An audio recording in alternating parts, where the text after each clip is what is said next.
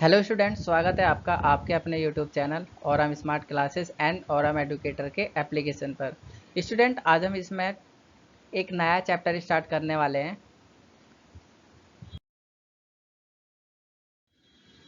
Chapter का नाम है आपका बैंकिंग, व्यापारिक बैंक और केंद्रीय बैंक। यानी ये आपका 12th क्लास का चैप्टर नंबर 6 है। बहुत सारी बुक्स में ये चैप्टर नंबर 5 में भी दे रखा है, किसी बुक्स में चैप्टर नंबर 6 में भी है, और एनसीईआरटी में देखा जाए तो ये चैप्टर नंबर 4 या आपका 5 के समथिंग ही आता है। तो आपको उससे डरने की ज़रूरत नहीं है, क्योंकि आपको सिर्फ ये देखना है कि चैप्टर का नाम क्या है। यानी चैप्टर का नाम है बैंकिंग एवं व्यापारिक बैंक और केंद्रीय बैंक। तो इसी चैप्टर को हम क्या करेंगे, इस वीडियो में डिस्कस करने वाले हैं। और आप बिल्कुल अच्छे से कॉपी और पेन लेकर बैठ जाइए, क्योंकि ये चैप्टर आपके लिए बहुत ज़्यादा इम्पोर्टेंट होने वाला है। क्योंकि इस चैप्टर से आपके क्वेश्चंस बहुत ज़्यादा पेपर में पूछे जाने वाले हैं।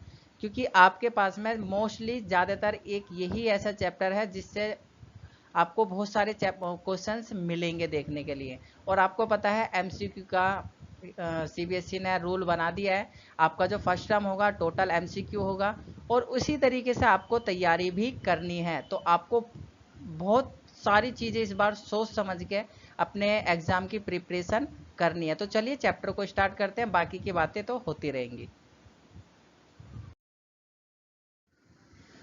तो देखिए, सबसे पहले हम बात करते हैं इस चैप्टर में कि जो वाणिज्य बैंक, जिसको हम व्यापारिक बैंक बोलते हैं, ये क्या होते हैं और इनको किस नाम से और इनका काम क्या क्या होता है। देखिए, वाणिज्य बैंक की अगर हम बात करें तो जो वाणिज्य बैंक होते हैं वो एक तरीके की वित्तीय संस्था होती है। वित्तीय संस्था मतलब फाइनेंस से संबंधित ये काम करते हैं।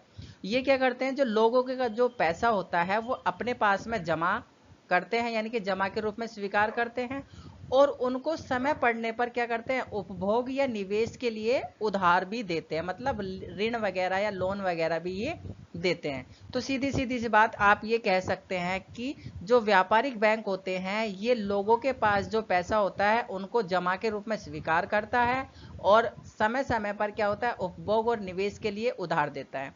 इसके अतिरिक्त इसका आजकल एक और काम है, किसका, वाणिज्य बैंक का।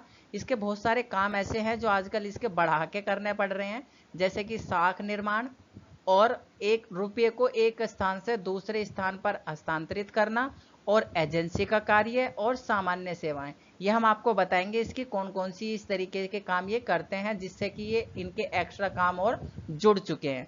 आपको क्या करना है, इनके सारी चीज़ों के बारे में आपको नॉलेज होनी चाहिए। तो सबसे पहले अगर हम बात करें वाणिज्य बैंकों के कार्य के, तो वाणिज्य बैंकों को 3 कार्य होते हैं।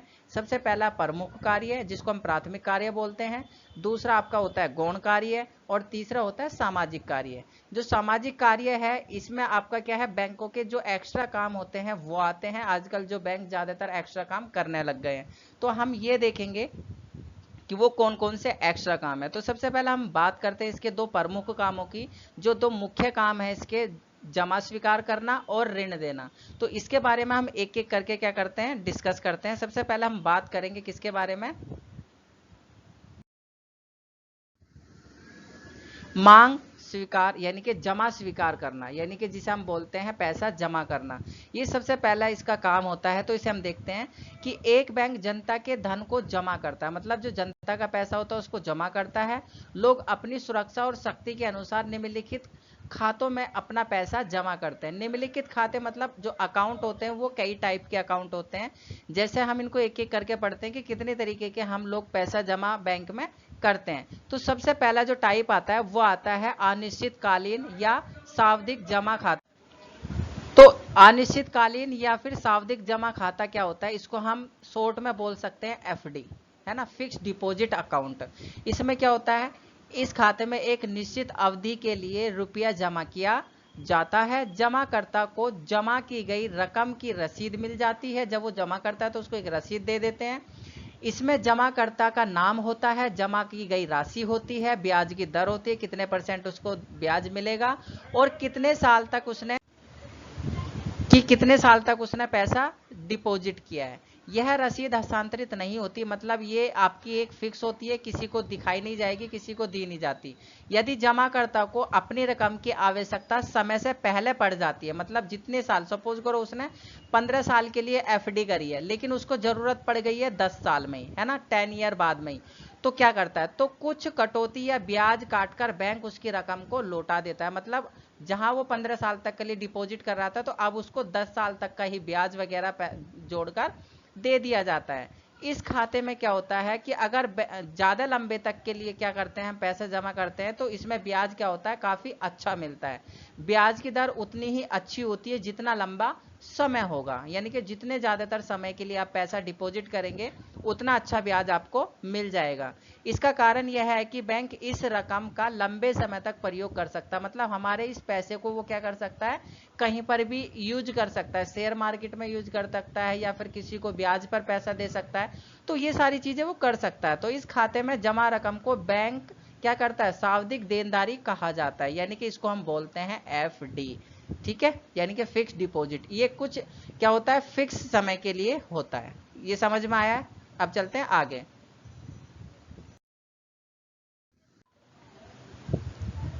तो अब हम बात करते हैं चालू खाता, जिसको हम करंट अकाउंट बोलते हैं। ठीक है, करंट अकाउंट क्या होता है, देखिए इसमें खाते में क्या होता है, जमा करता जितनी बार चाहे पैसा जमा कर सकता है, कभी भी आवश्यकता अनुसार पड़ने पर वो क्या करता है, पैसे को निकाल भी सकता है।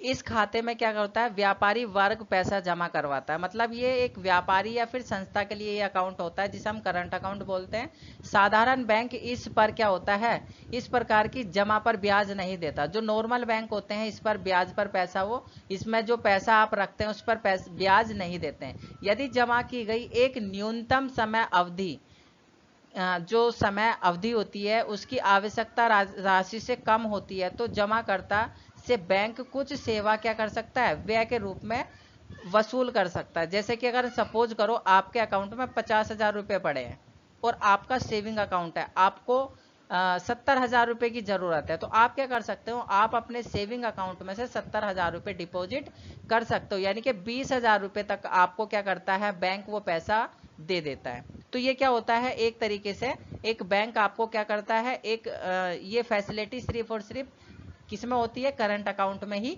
होती है।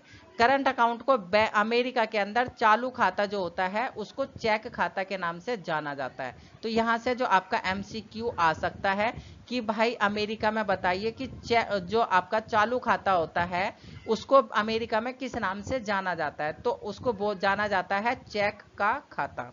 ठीक है, आगे चलते हैं। नेक्स्ट अगर हम बात करें सेविंग अकाउंट, इसको हम बोलते हैं सेविंग अकाउंट। देखिए सेविंग अकाउंट है तो इसको आपको नाम से ही पता चल रहा है कि इसमें हम छोटी छोटी बचतों को क्या करते हैं, जमा करते हैं। जो भी हमारी छोटी छोटी दिनचर्या की जो बचत होती हैं उन्हीं को हम इसमें जमा करते हैं। इस खाते में एक निश्चित मात्रा में ही पैसा निकाला जा सकता है, इससे आप ज्यादा पैसा नहीं निकाल सकते, उसकी कुछ लिमिट होती है।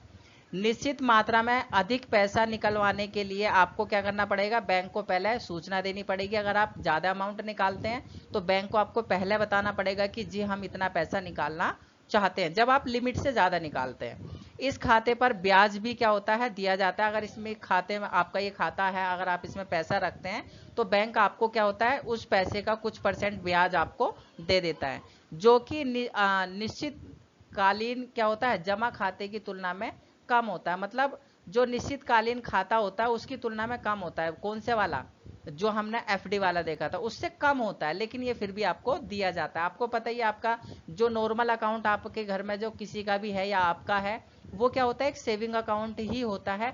उसमें क्या होता है, कुछ % का ब्याज आपको बैंक दे देता है।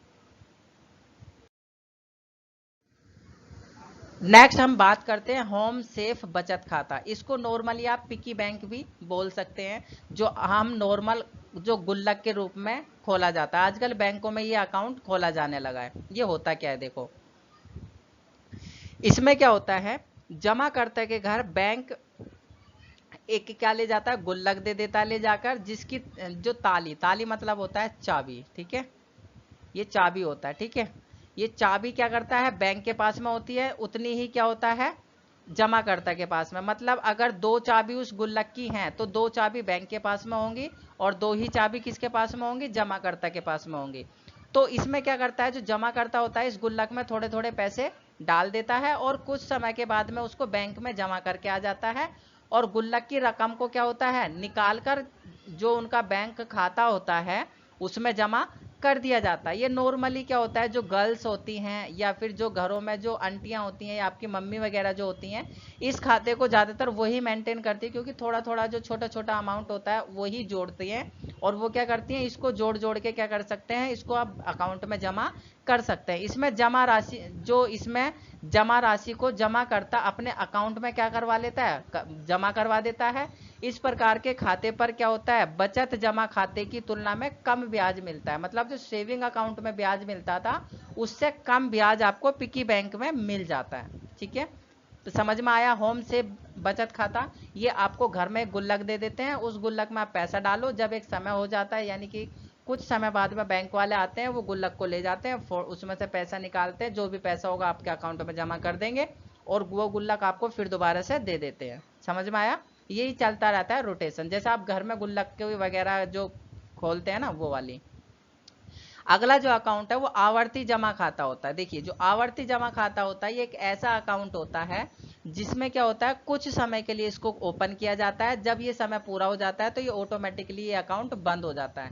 नॉर्मली जैसे कि ये अकाउंट पीएफ वगैरह के लिए होता है, जैसे पीएफ आपका कटता है तो एक अकाउंट खुल जाता है, वो अकाउंट होता है। या फिर आप लोन वगैरह लेते हैं तो आपका क्या होता है, एक अकाउंट अलग से खुल जाता है, तो वो अकाउंट जब तक चलता है जब तक आप लोन का पैसा जमा नहीं करते हैं। या फिर आप अगर क्रेडिट कार्ड वगैरह यूज करते हैं तो क्रेडिट कार्ड में क्या होता है, जब आप शॉपिंग करते हैं तो उसका जो अमाउंट होता है वो किस्त अगर बनवाते हैं, जैसे आपने मोबाइल फोन लिया उसकी किस्त बन जाती है, तो उसका एक अकाउंट अलग से बन जाता है। जब वो किस्त पूरी हो जाती है तो वो अकाउंट आपका बंद हो जाता है, तो वही अकाउंट को बोलते हैं हम आवर्ती जमा खाता। समझ में आया। यानी कि इस खाते में क्या होता है, जमा करता है एक निश्चित समय के लिए, यानी कि या तो 12 महीने, 24 महीने, या फिर आपका 36 महीने, 60 महीने के लिए रकम जमा करता है। और क्या होता है, इसमें क्या होता है, यह रकम कुछ परिस्थितियों के अलावा साधारणतः निर्धारित समय से पहले नहीं निकाली जा सकती। जब समय पूरा होगा तभी आप निकाल सकते हैं। ठीक है।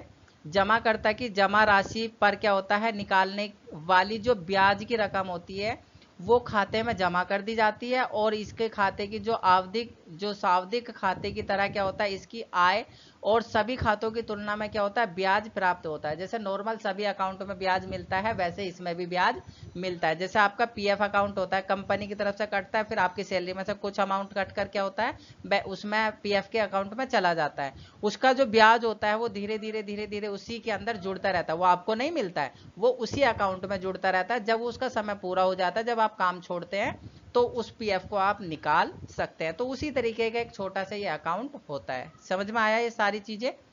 तो ये जितने भी अकाउंट है इतने तरीके के हम बैंक में जमा पैसा करते हैं। नेक्स्ट अगर हम बात करें ऋण देना, यानी कि अब इसका दूसरा काम है, किसका, बैंक का दूसरा कार्य होता है पैसा उधार देना। अब पैसा कैसे उधार देता है, बैंक के पास में जो पैसा जमा के रूप में आता है, जो हम जमा करते हैं उसमें से एक निश्चित नगद राशि क्या करता है, कोष के रूप में अपने पास रख लेता है, और बाकी का पैसा उधार दे देता है। मतलब अगर सपोज करो उसके पास में क्या आता है, 100% पैसा आता है, तो उसमें से क्या करता है वो 40% पैसा क्या करता है, अपने पास जमा करके रखता है, 60% जनता को निकालने के लिए दे देता है। मतलब सपोज करो आप उसके पास 100% आया तो 10% तो उसका सीआरआर चला जाता है, जो आरबीआई को जाएगा, बचा इसके पास में 90%। इसमें से 30% ये ऋण के लिए दे देता है, यानी कि जो इसका ऋण होता है ये उसके लिए दे देता है, और बाकी का जो 60% बचता है वो जनता को कैश के रूप में जमा करने के लिए, वैसे देने के लिए काम आ जाता है। यह ऋण बैंक उत्पादक कार्यों के लिए देता है, जैसे कि आपको कोई काम का उत्पादन करना है, कोई प्रोडक्शन करना है, किसी चीज के लिए चाहिए तो उसके लिए दे देता है, तथा उचित जमानत की मांग करता है। मतलब पैसा आपको तभी देगा जब आप इसको कुछ सिक्योरिटी दोगे, जमानत मतलब कुछ सिक्योरिटी दोगे तभी आपको पैसा देगा। ऋण की रकम जमानत के मूल्य से कम होनी चाहिए। मतलब सपोज करो आपने कोई वस्तु दी, तो ये वस्तु अगर सपोज करो हम मानते हैं कि ये 10,000 की वस्तु है, तो आपको क्या होगा, इसका 8,000 रुपये ही मिल पाएगा, बाकी जो 2,000 रुपये होगा वो इसके जो गिरावटी वगैरह होती है वो कट कुटा के तभी आपको मिलेगा। मतलब आपको क्या होता है, आपकी वस्तु की कॉस्ट का 70% ही आपको क्या होता है, पैसा दिया जाता है। समझ में। जैसे आप घर का भी लोन लेते हैं, घर के ऊपर लोन लेते हैं, तो उसका क्या होता है, उसकी कीमत निकाली जाती है, उसकी कीमत के 70% ही आपको क्या दिया जाता है, अमाउंट दिया जाता है, उसका 30% रोक के चलते हैं वो। उसके बाद में नेक्स्ट कार्य है इसका नगद साख के रूप में। अब देखिए नगद साख के रूप में कैसे ऋण देता है। इसके अंतर्गत ऋण को एक निश्चित जमानत के आधार पर एक निश्चित राशि निकलवाने का अधिकार दे दिया जाता है। एक सीमा के अंदर ही ऋण आवश्यकता अनुसार रुपए मतलब क्या होता है, निकालता है और जमा भी करता है। मतलब आपको एक ऐसा अकाउंट खोल दिया जाता है, उसमें से आप एक लिमिटेड मतलब एक लिमिट के आधार पर, अगर उसकी लिमिट 50,000 है तो आप उसमें से 50,000 निकाल सकते हैं, और जब तक ये 50,000 इसमें आप जमा नहीं करेंगे तब तक दूसरी राशि इसमें से आप नहीं निकाल सकते। जैसे आपने इसमें जमा कर दिए 50,000 रुपये, आप दोबारा से फिर 50,000 निकाल सकते हैं। एक तरीके से आप क्रेडिट कार्ड जैसे यूज करते हैं, वो सेम प्रोसेस इसका है ना। इस अवस्था में बैंक केवल वास्तव में निकाली गई राशि पर ही ब्याज लेता है, जितनी पैसे आप निकालोगे उसी पर। सपोज करो आपको अकाउंट की लिमिट दी है 50,000 रुपये निकालने की, आपने 20,000 रुपये ही निकाले, तो बैंक 50,000 पे ब्याज नहीं लेगा, वो बैंक आपका 30,000 रुपये 20,000 रुपये पे ही ब्याज लेगा, 30,000 रुपये पे ब्याज नहीं लेगा, क्योंकि आपने उसको यूज नहीं किया। ऐसा होता है ना। इसके संबंध में एक महत्वपूर्ण बात यह है कि ऋण द्वारा निकाली जाने वाली रकम का बैंक द्वारा निर्धारण, ऋण के स्टॉक वितरण, ध्यान देना, ऋण के स्टॉक वितरण तथा उसकी उत्पादन क्रिया की मात्रा के आधार पर किया जाता है। मतलब ऋण का स्टॉक मतलब उसमें कितना ऋण का स्टॉक है, जैसे कि एक लिमिट कितनी है उसको निकालने की पैसा, और उसने उत्पादन क्रिया यानी कि उसका कितना उत्पादन उसको किया है उसने। मतलब कहने का जैसे क्रेडिट कार्ड है, उसकी लिमिट होती है कुछ, जैसे हम मान लेते हैं कि उस कार्ड की लिमिट 50,000 है, तो आप उसमें से 50,000 तक की ही शॉपिंग कर सकते हैं, उससे ज़्यादा की नहीं कर सकते। और जितने की आप शॉपिंग करेंगे उसी पर ही आपको पैसा लिया जाएगा ब्याज का, बाकी और पे आपका पैसा ब्याज का नहीं लिया जाएगा। ये सीधा सीधा ये कहना चाह रहे हैं। ठीक है, आगे चलें। नेक्स्ट देखते हैं ओवरड्राफ्ट। देखिए ओवरड्राफ्ट आपको लॉकडाउन में बहुत अच्छे से पता चला होगा। ओवरड्राफ्ट का मतलब है, अभी देखिए मोदी जी ने क्या करा, जीरो बैलेंस पर क्या है आपका बैंक अकाउंट खुलवाया था, जीरो बैलेंस पर खाता खुलवाया था। इसकी जो ओवरड्राफ्ट की लिमिट थी, यानी कि जो जनधन योजना जो खुलवाया था, जनधन अकाउंट जिसका भी होगा उसकी जो ओवरड्राफ्ट लिमिट है वो 5,000 की है। इससे पहले वो 2,000 की लिमिट थी, लेकिन लॉकडाउन में उसको बढ़ाकर 5,000 कर दिया है, जो केंद्र सरकार ने किया था। देखिए ओवरड्राफ्ट क्या होता है, देखो ओवरड्राफ्ट का मतलब होता है कि आपका ये अकाउंट है, ठीक है, इसमें आपको 400 रुपये पड़े हैं, आप इसमें से 5,000 तक रुपए निकाल सकते हो, चाहे आपके इसमें जीरो अकाउंट का जीरो बैलेंस पड़ा हो। तो अगर आपका जीरो अकाउंट है यानी कि ओवरड्राफ्ट अकाउंट है, तो आप उसमें से जितनी आपकी ओवरड्राफ्ट, यही होता है कि आपके अकाउंट से ज्यादा पैसे आप इसमें से निकाल सकते हैं। जैसे बैंक में चालू जमा करने वाले ग्राहक बैंक से एक समझौते के अनुसार अपनी जमा से अधिक रकम निकलवाने की अनुमति ले लेते हैं। निकाली गई रकम को हम ओवरड्राफ्ट कहते हैं, मतलब वो ज्यादा पैसा निकाल लेते हैं। उनका सपोज करो उसमें 400 रुपए है, ठीक है, और उनको जरूरत है 5400 रुपए की, तो वो उसमें से 5,000 रुपए उनकी बैंक की जरूरत से मर्जी से निकाल सकते हैं, तो उनको 5400 रुपए मिल जाएंगे। तो लेकिन उनको 45 डे के अंदर वो पैसा जमा करना पड़ेगा, जो 5,000 रुपए उन्होंने ओवरड्राफ्ट का निकाला है। यह सुविधा अल्पकाल के लिए ही क्या होती है, विश्वसनीय। अल्पकाल मतलब बहुत कम समय के लिए, 45 डे तक के लिए ही वैलिड होती है। मान लीजिए कि देखिए एग्जाम्पल समझ लेते हैं, मान लीजिए कि एक व्यक्ति के कितने 10,000 रुपये एक अकाउंट में जमा है, उसको 12,000 रुपये तक का चेक काटने का अधिकार दे देती है, बाकी जो 2,000 रुपये होंगे वो ओवरड्राफ्ट का रकम कहलाती है। समझ गए, मतलब अगर उसके अकाउंट में 10,000 रुपये पड़े हैं और उसको 12,000 का किसी को चेक देना है, तो वो 2,000 रुपये जो उसने दिया है वो ओवरड्राफ्ट में काउंट हो जाता है, वो तो उसका चेक क्या हो जाएगा, चला जाएगा, कैश में कन्वर्ट हो जाएगा। यहां तक क्लियर ओवरड्राफ्ट। अब देखते हैं मांग ऋण क्या होती है। देखो मांग ऋण का मतलब क्या है, यह एक निश्चित रकम के रूप में दी जाती है इसके वापस करने की रकम कोई निश्चित अवधि नहीं होती। मतलब ये बैंक आपको दे देगा, ये जरूरी नहीं है कि उसका कोई निश्चित टाइम हो, आप इसको अपनी मर्जी से जब तक चाहें आप इसको चुका सकते हैं।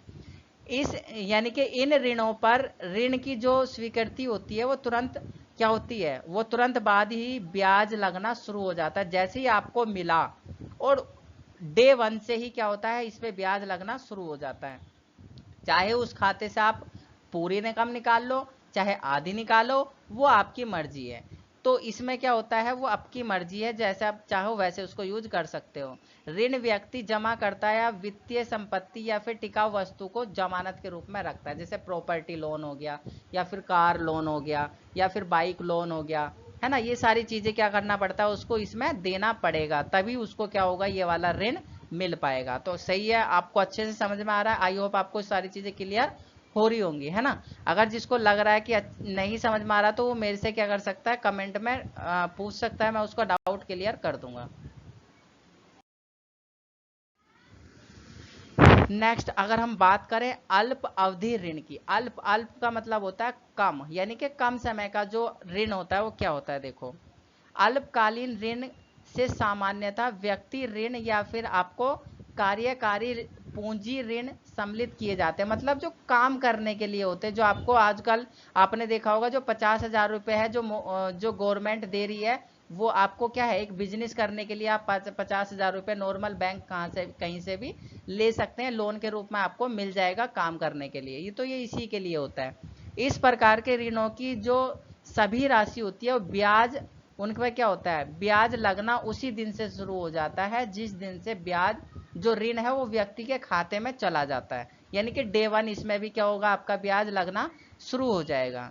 सामान्यतः इस प्रकार के ऋण को जमानत पर दिया जाता है, अतः सुरक्षित ऋण होता है। मतलब इसमें भी आपको कुछ ना कुछ प्रॉपर्टी या फिर कोई भी डॉक्यूमेंट्री आपको यहाँ पर रखनी पड़ेगी। तो ये थे ऋण देने के कार्य कि ऋण आपको कैसे कैसे बैंक देता है।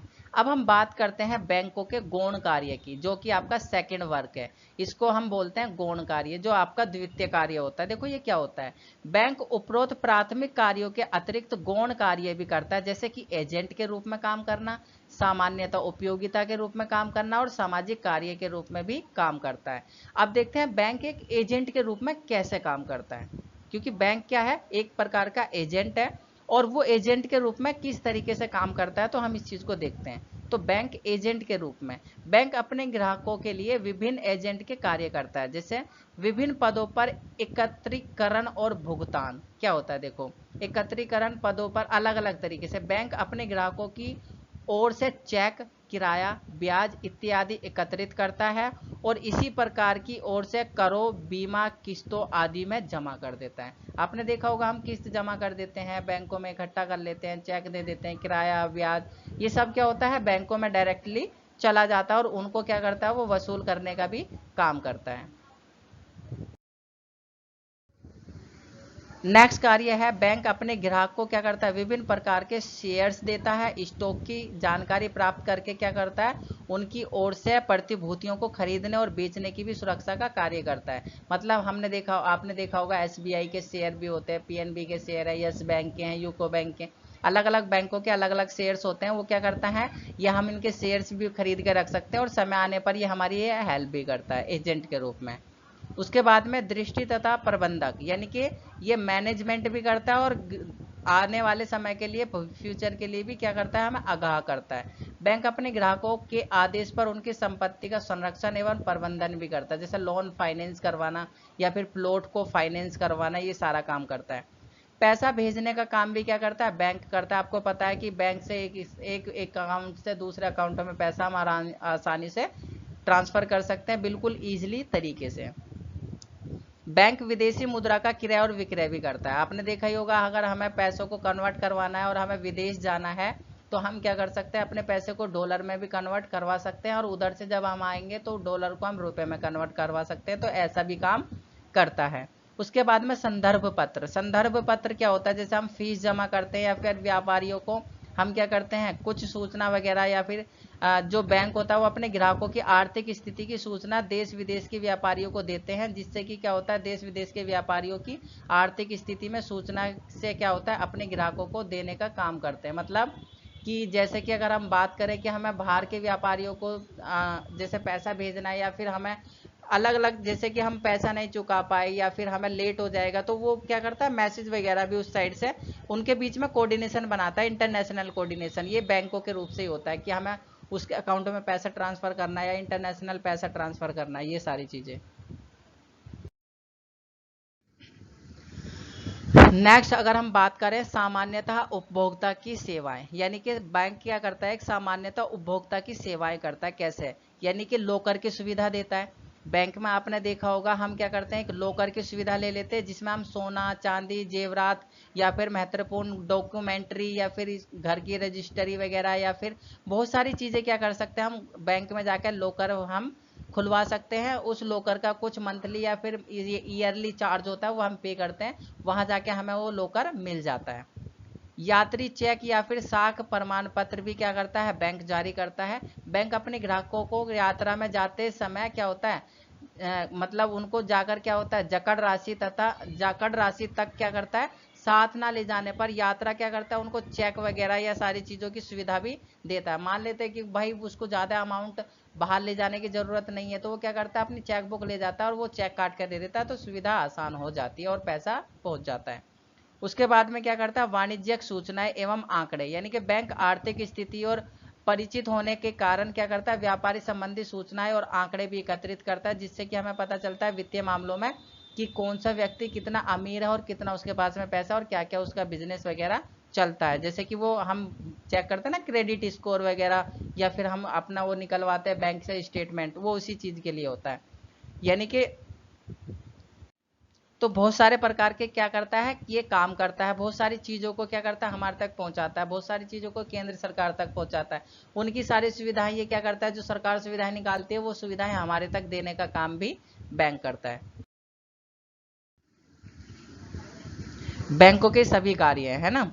उसके बाद में हम बात करते हैं सामाजिक कार्य, क्योंकि हमने गौण कार्य देख लिए, क्योंकि गौण का मतलब होता है कि भाई पैसे से रिलेटेड काम करता है। यानी कि अब हम बात करते हैं कि भाई वो सोशल वर्कर भी करता है, जो बैंक होता है वो सोशल वर्क भी करता है और आर्थिक विकास के उसमें भी योगदान निभाता है।